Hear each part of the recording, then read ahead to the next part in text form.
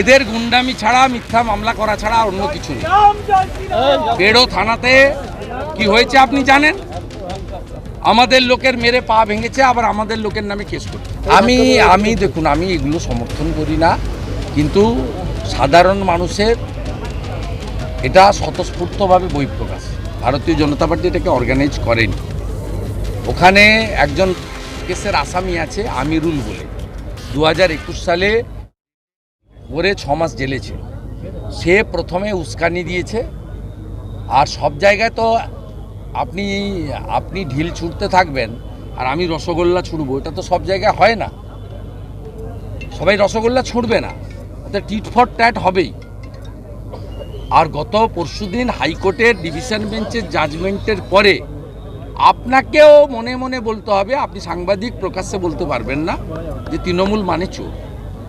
দাদা, যেরকম ভাবে রায় এসছে তাতে তো দেখা যাচ্ছে পশ্চিমবঙ্গের শিক্ষার ভবিষ্যৎই নষ্ট হয়ে গেছে। এর দায় কি শিক্ষা মমতা ব্যানার্জি তুলে দিয়েছে। মমতা ব্যানার্জি 21,000 মদের দোকান আর ডিয়ার লটারি আর সঞ্জীব গোয়েঙ্কাকে মনোপলি ইলেকট্রিকের ব্যবসা করতে দেওয়া ছাড়া আর কোনো কাজ করে না। আরও একটা বিষয়, দেশের বিভিন্ন এজেন্সিকে যেভাবে আক্রমণ করছেন, তার দলের এমপিরা যখন পার্লামেন্টে যাবে, তারা কি আদৌ পার্লামেন্টে যাওয়ার যোগ্য? যাবেই না কেউ পার্লামেন্টে, সবাইকে লোক হারাবে। দাদা, চন্দ্রপুরে 70টি পরিবার বাড়িতে ঢুকতে পারছে না, তার হাইকোর্টের দ্বারস্থ হয়েছিল, হাইকোর্ট রায় দিয়েছে, কিন্তু আমাদের জেলা ইউনিট দেখছে, আমাদের ল সেল দেখছে, আমরা অতি সত্বর ঢোকাবো। এবং এবারে উলবেড়িয়া লোকসভা কেন্দ্রে অন্যরকম ভোট দেখতে পাবে তৃণমূলের গুন্ডারা। খুব সাবধান থাকুন।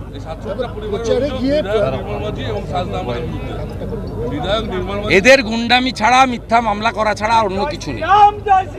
বেড়ো থানাতে কি হয়েছে আপনি জানেন? আমাদের লোকের মেরে পা ভেঙেছে, আবার আমাদের লোকের নামে কেস করেছে। আজকে দেখা গেল যে মুখ্যমন্ত্রী বলেছে কেসটা খুব ভালো ছিল। চোরেদের রানী চোরেদেরকে সমর্থন করবে না, অন্য কি করবে? কেষ্ট মুড়ির টিনে করে 100 টাকা তুলে 75 টাকা কালীঘাটে পাঠাতো, মাল দিত কেষ্ট। সেই জন্য কেষ্ট ভালো ছিল তো হবেই। এমন ভালো ছেলে, ওর সিকিউরিটির কাছ থেকে 200 কোটি টাকা সম্পদ উদ্ধার করেছে ইডি। জনগণ দেখছে। এরা অনেকে জয়েন করিয়েছিলেন, তারপর তো কৃষ্ণ কল্যাণী, মুকুটমণি অধিকারী, বিশ্বজিৎ দাসকে লাইন দিয়ে পদত্যাগ করতে হয়েছে। জাল আর গামছা দুটাই যাবে।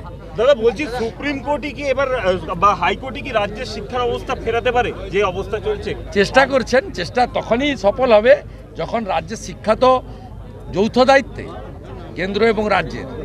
রাজ্যে সরকার পরিবর্তন করতে হবে, সরকার পরিবর্তন হবে নিশ্চিত। ভুল অনেকেই করতে পারে, সবটা তো আমি করি না, সব কাজ। তাহলে উনি বলেন কেন 294টা আমি প্রার্থী? উনি তো 5ই মে 2022 মন্ত্রিসভাতে অতিরিক্ত পোস্ট তৈরি করার সিদ্ধান্ত নিয়েছিলেন।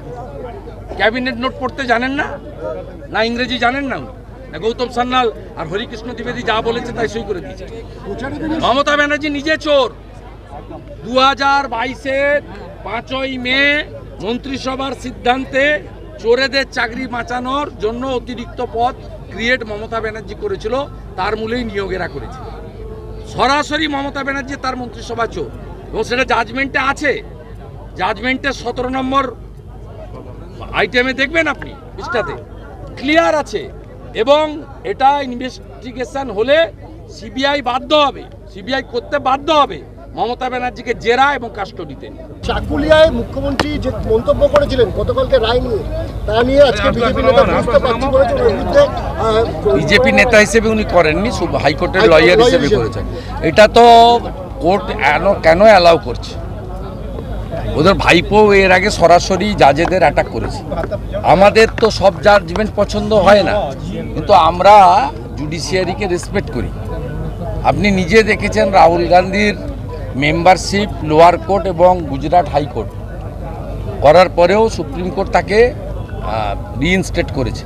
বিজেপির কোনো নেতা উপর থেকে নিচ পর্যন্ত একজনও সুপ্রিম কোর্টের বিরুদ্ধে মন্তব্য করেনি। এই ঔদ্ধত্য, এই অহংকারটা মমতা ব্যানার্জি এবং তার ফ্যামিলির ভাঙা দরকার আছে। আমরা তো খুব আশ্চর্য হয়ে যাচ্ছি যে কেন হায়ার জুডিশিয়ারি এটাকে অ্যালাউ করছে। আজকে নন্দীগ্রামে গিয়ে তৃণমূল প্রার্থী দেবাংশু সে চোর চোর স্লোগানের সম্মুখীন হয়েছে। আমি দেখুন, আমি এগুলো সমর্থন করি না, কিন্তু সাধারণ মানুষের এটা স্বতঃস্ফূর্তভাবে বহিঃপ্রকাশ। ভারতীয় জনতা পার্টি এটাকে অর্গানাইজ করেনি। ওখানে একজন কেসের আসামি আছে আমিরুল বলে, 2021 সালে ওরে 6 মাস জেলে ছিল। সে প্রথমে উস্কানি দিয়েছে, আর সব জায়গায় তো আপনি ঢিল ছুঁড়তে থাকবেন আর আমি রসগোল্লা ছুঁড়বো, এটা তো সব জায়গায় হয় না। সবাই রসগোল্লা ছুঁড়বে না, এটা টিট ফর ট্যাট হবেই। আর গত পরশুদিন হাইকোর্টের ডিভিশন বেঞ্চের জাজমেন্টের পরে আপনাকেও মনে মনে বলতে হবে, আপনি সাংবাদিক প্রকাশ্যে বলতে পারবেন না যে তৃণমূল মানে চোর। দাদা, যেরকম ভাবে রায় এসছে তাতে তো দেখা যাচ্ছে পশ্চিমবঙ্গের শিক্ষার ভবিষ্যৎই নষ্ট হয়ে গেছে। এর দায় কি শিক্ষা মুখ্যমন্ত্রী মমতা নয়? ব্যানার্জি তুলে দিয়েছে।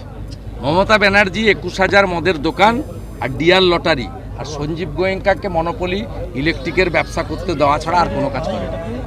আরো একটা বিষয়, দেশের বিভিন্ন এজেন্সিকে যেভাবে আক্রমণ করছেন, তার দলের এমপিরা যখন পার্লামেন্টে যাবে তারা কি আদৌ পার্লামেন্টে যাওয়ার যোগ্য? যাবেই না কেউ পার্লামেন্টে, সবাইকে লোক হারাবে।